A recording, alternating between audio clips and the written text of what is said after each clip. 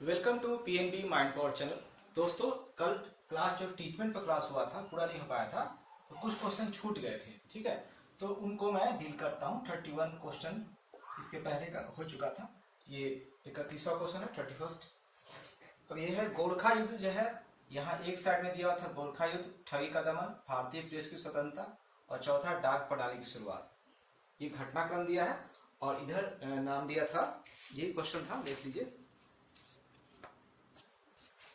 और इधर नाम दिया था गवर्नर जनरल का। ठीक है, तो मेटकॉफ है, हेस्टिंग्स है, डलहौजी है, विलियम बेंटिंग है।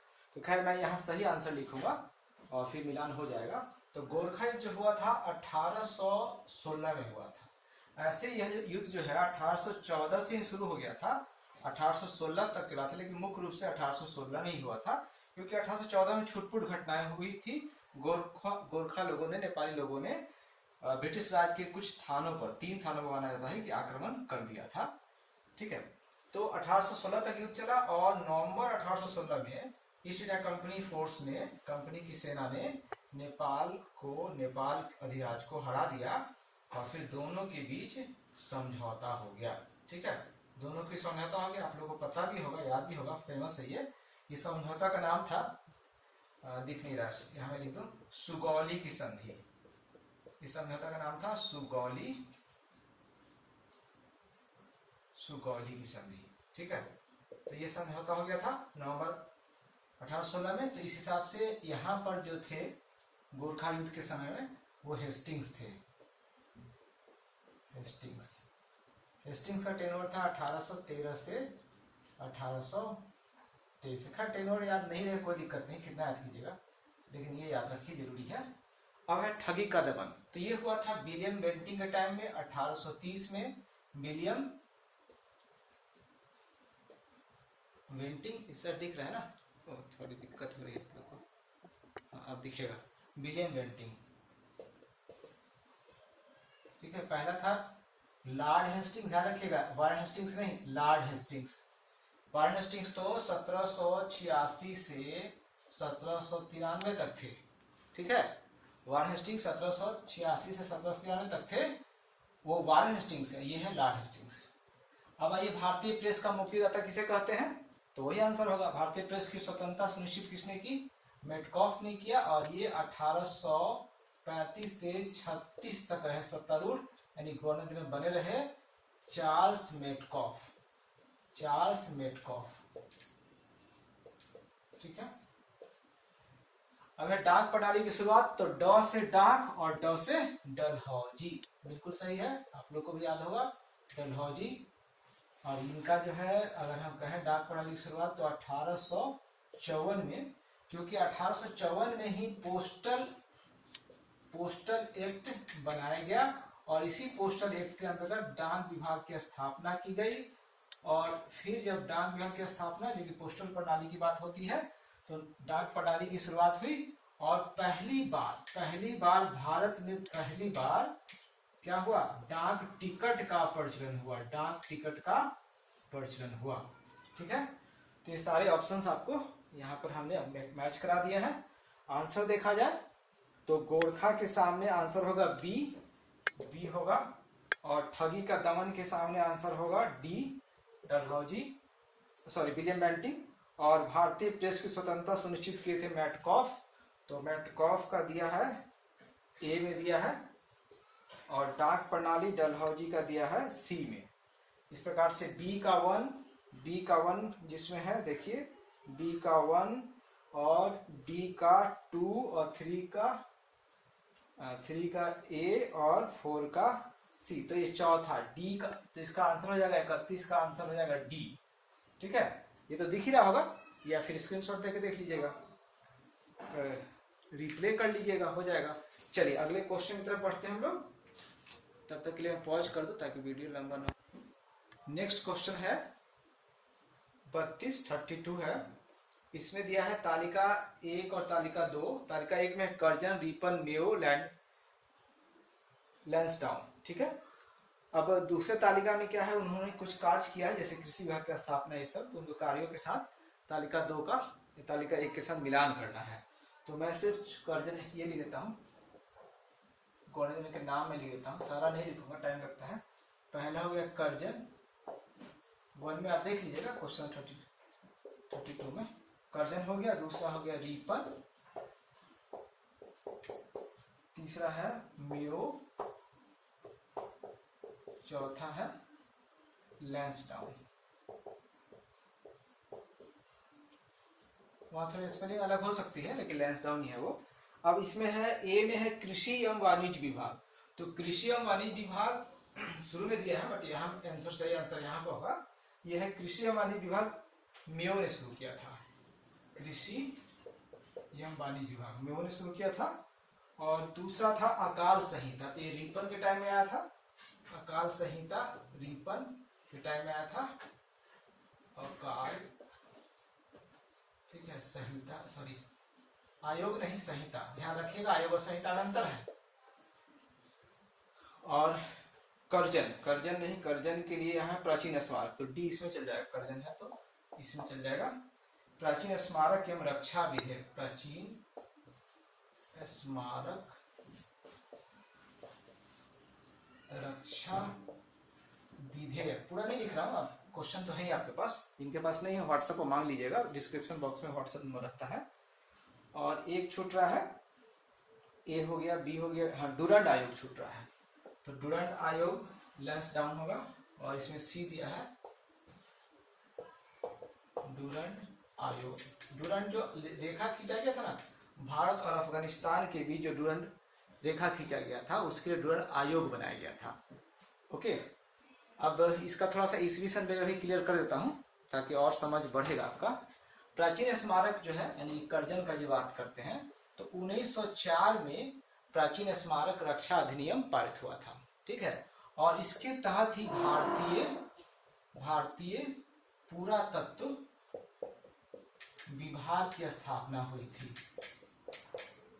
ओके, और 1904 में एक रिलेटेड तथ्य भी याद रखना चाहिए आपको ताकि रिकॉलिंग में आसान हो।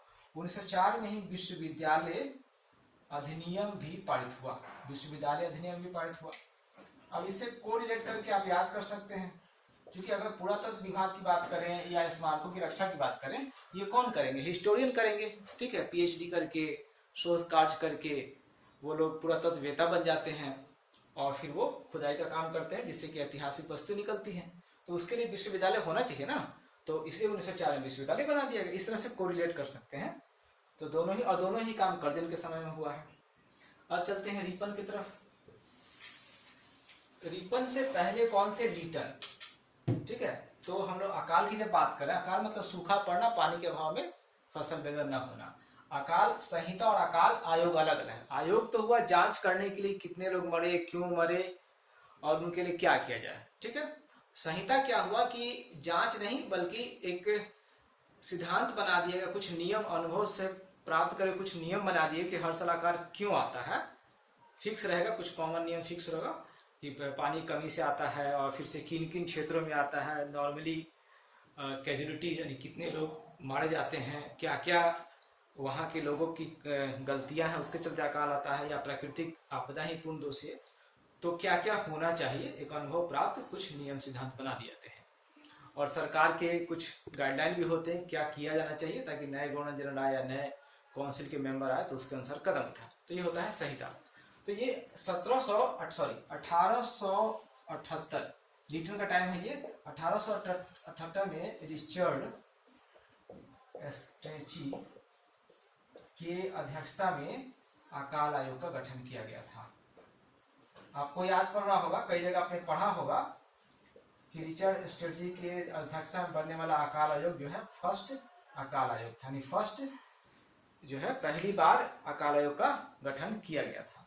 लेकिन ये सही नहीं है। हालांकि अगर ऑप्शन में दूसरा नहीं, दूसरा से मतलब कि कैंपबेल ना हो और उससे ही पहले स्मिथ का जो है 1860 और 61 का जो अकाल था उसके टाइम में कर्नल बियर्ड स्मिथ के नेतृत्व में, नीचे नहीं दिख रहा आप लोग को, सॉरी थोड़ा सा मैं नीचे कर दूं इसको,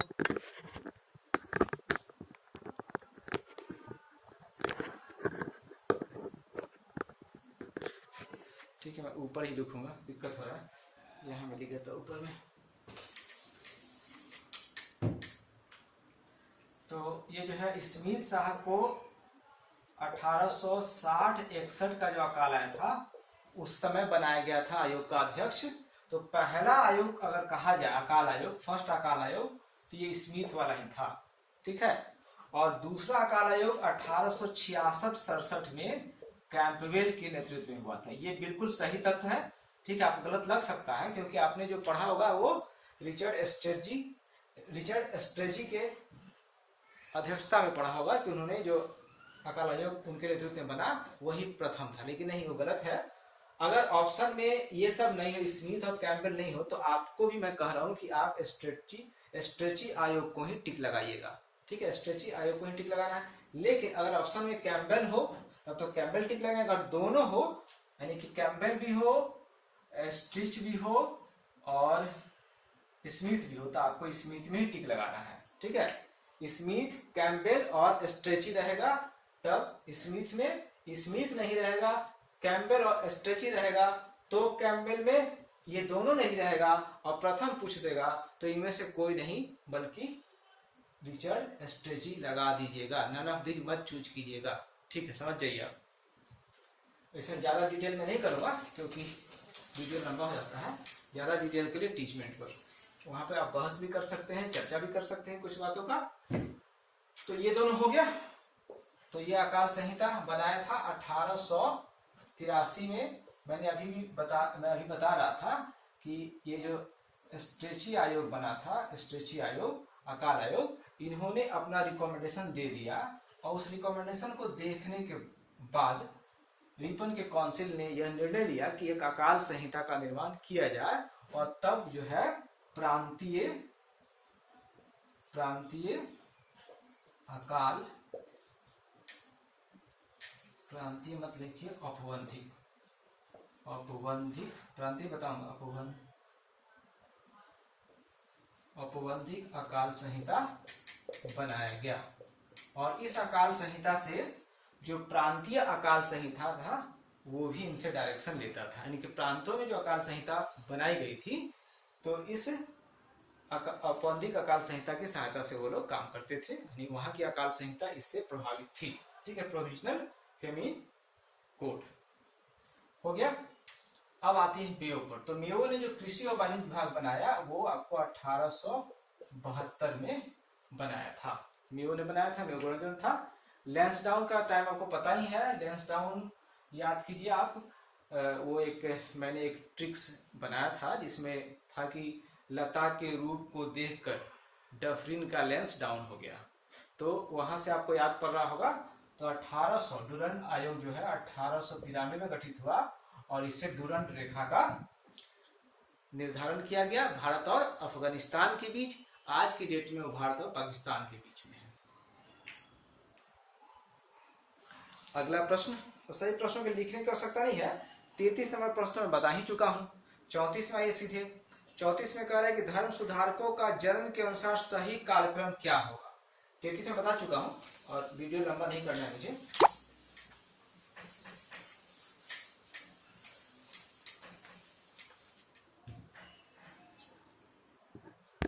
तो सिर्फ सुना देता हूं मैं। रामकृष्ण परमहंस का जन्म हुआ था। परमहंस का जन्म, परमहंस साहब कौन थे? गुरु जी थे किनके? विवेकानंद के। तो इनका 1863 में हुआ था। और चेला यानी विवेकानंद का जन्म कब हुआ था? विवेकानंद का जन्म हुआ था 1800, ये उल्टा हो गया। पहले तो जन्म होगा गुरु जी का ना, फिर जन्म होगा शिष्य का 63 में। तो ये ऐसे करके उल्टा हो गया। तो सेटिंग अच्छा है, गुरु और चेला का सेटिंग कर लीजिए। और एक और राजा राम मोहन राय का याद रखिए, राजा राम मोहन राय का तो 1872। और एक और बता देता हूँ, दयानंद सरस्वती का याद रखिए। तो दयानंद सरस्वती के 4 ही याद रखना है आपको और इसी से आपको बन जाएगा, ठीक है। सबका याद होगा नहीं और याद करना भी नहीं चाहिए। तो मैं समझता हूँ कि बना लीजिएगा आप लोग, ठीक है। और इसका आंसर मैं बता देता हूँ, लिख लीजिए। 34 का बन जाएगा, मैं तो लिख ही दिया। 34 का आंसर सी है, ठीक है। इतना डाटा काफी है, 34 के लिए आंसर सी है, ठीक है। वीडियो लंबा नहीं करना है, दिक्कत आती है मुझे लोड करने में। जिनको ज्यादा इच्छा हो टीचमेंट पाइए।